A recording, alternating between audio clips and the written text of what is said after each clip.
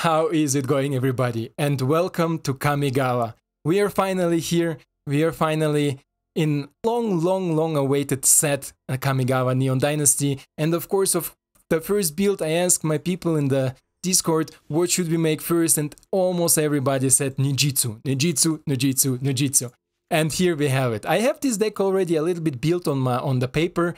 Now, when I play tested it a little bit, I made some changes, made some adaptations. I will talk about it in the breakdown part definitely much more, because I think you are excited to see the gameplay with this deck, because it's just mind-blowing. The deck is so versatile, so amazing to play, and so many decisions, not only on your turn, but also in opponent's turn, where you can have unlimited possibilities. And I hope we're gonna find some cool opponents, because I play tested this deck just for a little bit. I played against mono white and stuff like this. I don't know, people maybe are not so excited as I am, but I'm definitely in. So let's jump straight into the gameplay. I hope you will enjoy it, and let's roll it. Welcome to Kamigawa, my friends, against DMT. Welcome, DMT. And I'm super excited for this deck. This is such a amazing time to play. I think the first days of every set is the best time to play Magic the Gathering Arena, because there is so much versatility, so much interesting stuff happening. People try new builds, people try builds that were not working before, maybe they're working now.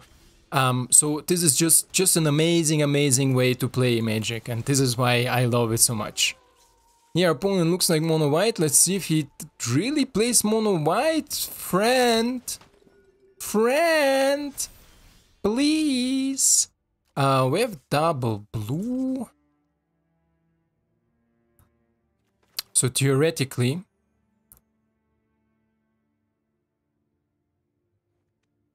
or hyper theoretically, I'm gonna do it like this, because I'm gonna go tempo, because I can, my friends.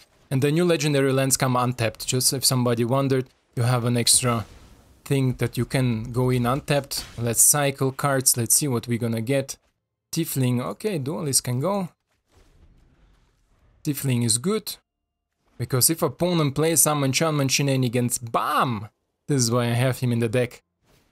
And Skyclave Apparition, okay, on who? Who do you wanna take? Oh, okay, sure. Little he knows, huh? Little he knows. So let's attack with the master. Doesn't wanna block it, okay.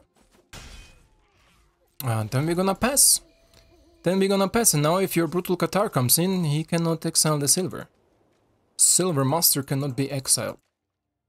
And if he attacks, we have some amazing shenanigans against his attack. Yes! Yeah, we can play it now up front, right? Bloop, resolve, then bloop, minus, then I can crew theoretically if I want to, but I can kill it also without crewing. Declare the blockers, get the Skyclave Apparition down. Opponents say, what the hell are you doing here? And then we're gonna go in. Then we're gonna ninjutsu to shenanigans for our duelist, because he can come back again. Let's check out what you got here. 8 down, take action, of course, my friend, of course. This is why Brutal Qatar is useless, because it's night. Guys, I love this deck. I love this deck. It's just amazingness pure. Amazingness pure. Okay? You really wanna attack? It looks like it, huh? Looks like he does want to attack. Sure. Sure, my friend. You got minus. Everybody got minus. Yes! Yes! Whoa! Amazing! Amazing! I'm sorry if I scream too loud. Amazing! Let's go! Let's go in our second game. Blue Lano.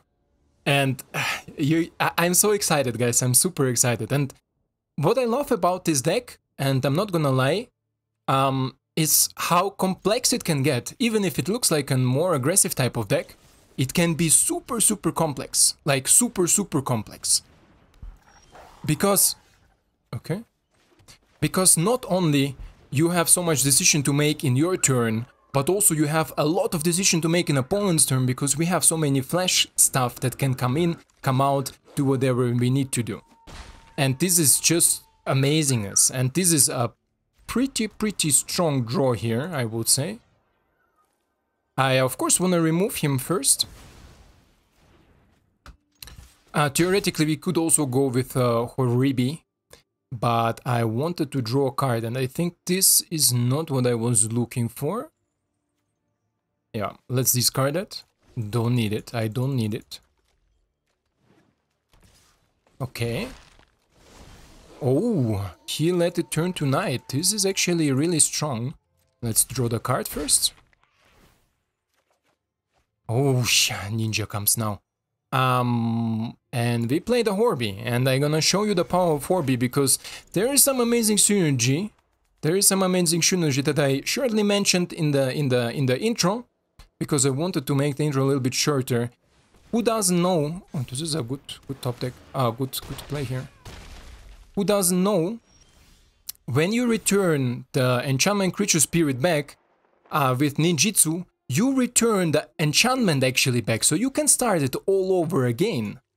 And this is the amazing part about it. This is a really amazing part about it. Before I make any decisions, I think I wanna attack and see what I draw, right? Okay, Skydiver. So I can use you to kill the 4/4, but I have the bad feeling that he has another one. Right? If I don't... If I play you, he will fight me. Let me think. And this is what I mean. Let me shortly think.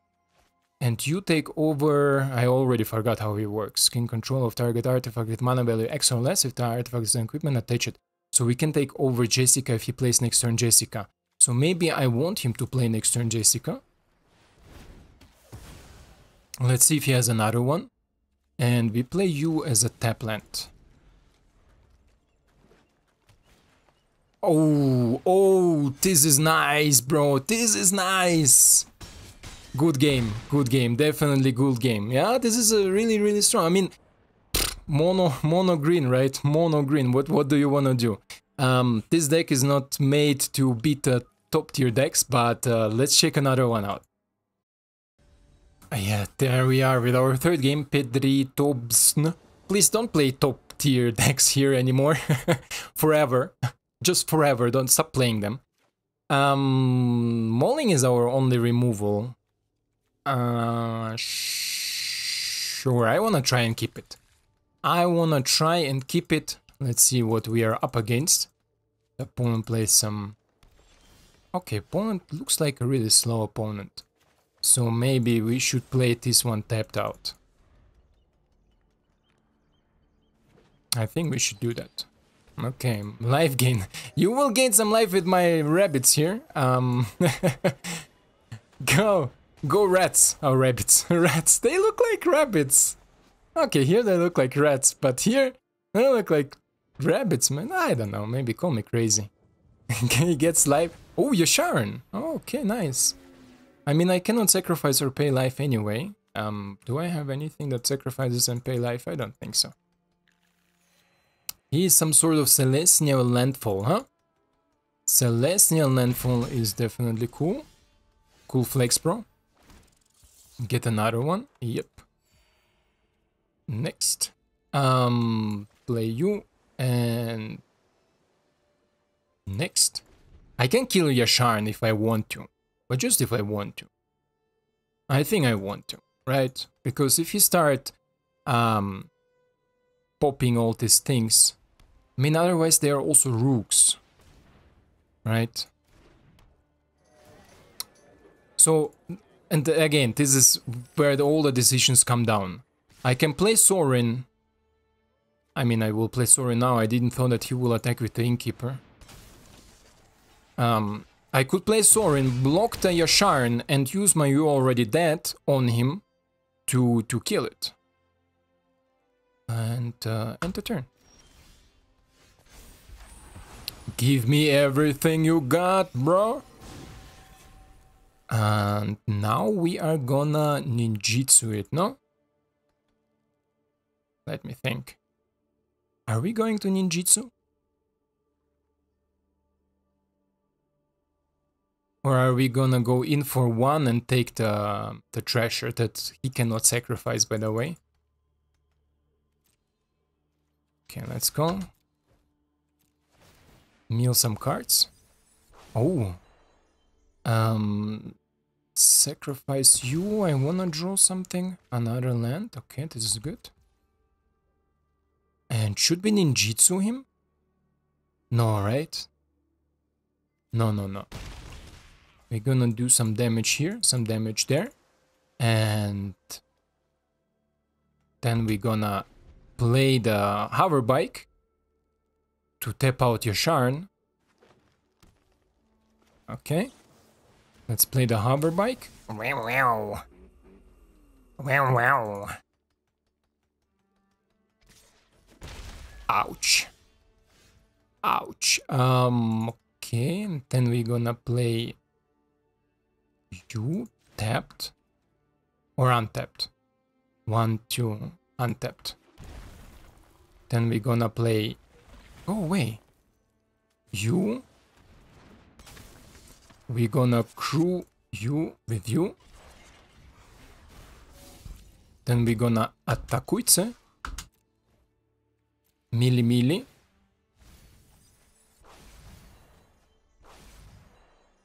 And we sacrifice something? No, right? Not now. Then we're gonna ninjutsu.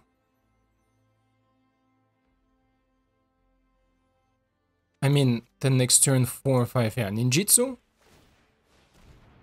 The hover bike. And if I ninjutsu here, I already explained in the last game, where I lost against a green opponent. Take action. Ooh. Storm the Festival. He can play the Storm the Festival. Fuck, this is a lot. But he can also play... No, he cannot. How much is it? 5, right? I don't see these fucking lenses. Oh, I'm sorry. 5. 6. This is 6. Yeah, unlucky that he has 2 of them. But sure.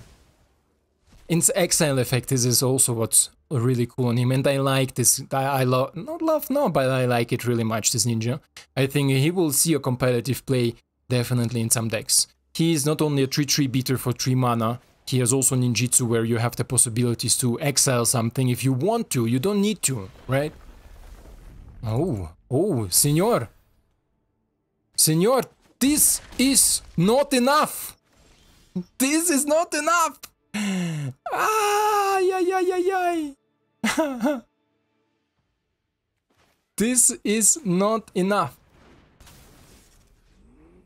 We can tap you. Then we can attack with all. How much is it? 9. Yeah, attack with all is he's dead. He should be dead. And sacrifice creature? No, senor. We are not gonna sacrifice it. Okay. And we can still ninjutsu, you see it?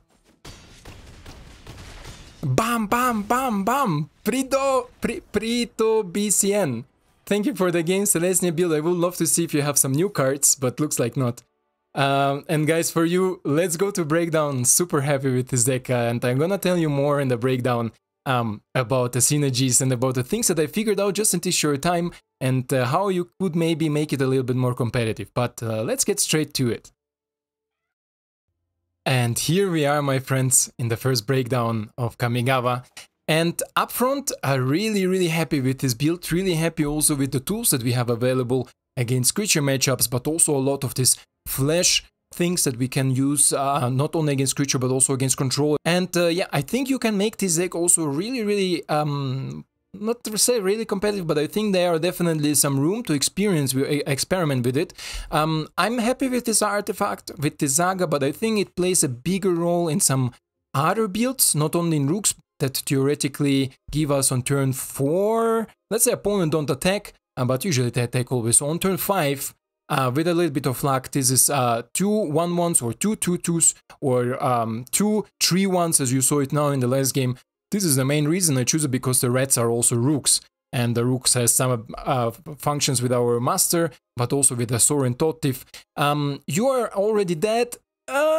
I think I will take this card out. To be honest, I never want to really trade, but I think the synergy is here with our Duelist, because Duelist can flash in, deal something damage, also minus something, maybe prevent some damage, and then you can play You're Already Dead, draw a card, kill the creature, the Duelist, maybe chump blocked, right, something big, and this allows you just amazing plays, because Bloodchief Thirst is a sorcery, and here we have the ability to kill something on instant speed. This is basically what I wanted. This is why also we have here 2 of our Hug the Mauling, because it's an instant speed removal, and this is what I wanted. On instant speed also sometimes to deal with something, not only Bloodchief Thirst as a sorcery. Then Network Disruptor, super card, a really good card. This is literally an uncommon amazingness for any tempo deck that you have there. He enters the battlefield, he tap a creature, he can instantly crew the high-speed Hover Bike, and this is also another a great card with Ninjutsu, because you can constantly jump it back to your hand and then flash it on the opponent's turn if you suspect maybe a sweeper or something else. So this is just great. Thieving Skydiver, we need to see where the meta develops, but I think this is a card that you can also cut next to the Saga.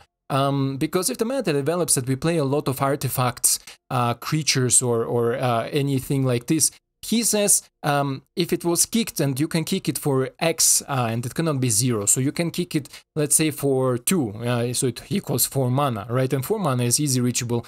You can take over artifacts that are 2 mana, and there are a lot of these artifacts. Lion Slash, one of the best artifact creatures, you can take it over, and it's not like you take it over just until the Tiefling is there. No, even if they deal with Tiefling, you still get the artifact and equipment. And if it's an equipment, you can instantly attach it to Skydiver. So if you take Lion's Dash, you can instantly, bam, put it on the Tiefling. I think this is an amazing tool. And if the meta develops towards artifacts, as it looks like, because we have a lot of cool vehicles, cool stuff, I think Skydiver will definitely see some play. Stowaway, what should I say? Amazing card, right? Card draw, card selection, whatever you want. This one also, Prosperous Thief, he can ramp you really hard. I had a test game with him in the opening hand, and I brought him in on turn 2, because he has Ninjutsu too. And he ramped me instantly into turn 4, right? Because he goes in, he not only damage the opponent for 3, he also create a treasure token, and this is just really cool tool, because then on turn 3 you can do things that you usually do on turn 4. So for example, double spell. You can play the Fury Master on your main phase, give it to the opponent in an opponent's phase, bring the Soaring Thought-Thief, and then go like crazy for a lot of damage. So we are looking like turn 5, turn 6 really to close out the game. Legendary lands, sugar. I love them, because I never had a situation where I drew them and thought, this is out of place, right? In the worst case scenario, this is a channel land. In the best case scenario, it's an untap source, right? And this is also really cool. Hive never turned, so maybe we can also remove Hive, but I think in a more competitive place, Hive is definitely a need. In this build, I would go all in on Pathways, and maybe just 2 of Marsh, but because I don't have more Pathways, and I cannot waste more wildcards, this is why I went this way. But if you have the Pathways, put them in, put the Marsh a little bit less. Gundam's Awakening, also great tool. You see, we have a lot of 1-drops, 2-drops, 3-drops, so we can take it over. Kaito, sugar, amazing planeswalker, also can take over games. Not only provides you with card advantage, he protects himself when he enters the battlefield, so you can easily play him on turn 1 or on turn 3. Plus with him, draw the card if you attack this turn, and then next turn you untap, you have 4 loyalty, you can minus and maybe even still survive an attack from an opponent, right? And then you have an unblockable ninja, and this ninja also gets bigger with our Silver Fury. So there are a lot of possibilities, and he can also be used to crew some vehicles if you need to, right? So yeah, guys, I hope you like. I'm sorry. Before we jumped further in, I wanted to show you this. This is what I didn't show you in the intro, and this is additions that can also make into the deck. But I made the cut after testing a little bit, and I just played like I think 3 games with this deck. So this is Rouges. Rouges is let's say a little bit slower approach. So if you go more controlish type of variant of this Dimir Ninja Rouges, you can put in the Rook class, because if you go a little bit more counterspell, a little bit more removal, maybe like a Crippling Fear, for example, will fit here pretty good, because we have this Ninja Rook team, and we can, for example, if we have more Rooks or more Ninjas, we can, depends on what name it, so Crippling Fear will be a possible removal. But there is also this new removal, I think, for 3 mana that gives all creatures -2/-2. A lot of our creatures should be able to survive it, even if they are low on power, but they get pumped with our Lord. Pretty nice. So this is also, and at the end we are not sad if they dying. We can bring them all just for 5 mana, the most of them out of the graveyard. And another cut, but she's just too expensive and the ability is too slow. I think she's more like a commander or something like this. Is Katose, the Silent Spider, is a 5 mana 4/4 human ninja legendary creature. And she basically, when she enters the battlefield, you can exile a card from opponent's graveyard and the same card from the hand and from the library, and then you can shuffle whatever, and then you can play this card as long as Kotonsu is there and spend mana as any color, right? So, but she's too expensive. She's good as a commander, because if she dies, you can replay her and then she triggers the ability again, so you gain more card advantage. Here, I thought like with Ninjutsu I could bring her back, but to be honest, who will be so dumb to not block her, right? Like every player who sees her on the board, and if you attack with her as a 4/4, 5/5, whatever, they will trade or they will double block, triple block her. Just so I cannot activate a Ninjutsu to bring her back, but also to gain rid of her that I cannot play the cards. Yeah, guys, this is so far it. I hope you enjoyed it as much as I did. Be prepared for a much more crazier build, and thank you for staying so long with me. I wish you an amazing day, a really exciting day. We're gonna see if I'm gonna make a stream tomorrow. If yes, I'm gonna announce it in Discord, and definitely in some earlier time for me. For my European friends, it will be somewhere around noon, afternoon. So if you have time, come by. If we're gonna make a stream, it will be amazing to make some cool builds with you together, guys. Otherwise, thank you for watching, and I hope to see you in the next one. Ciao.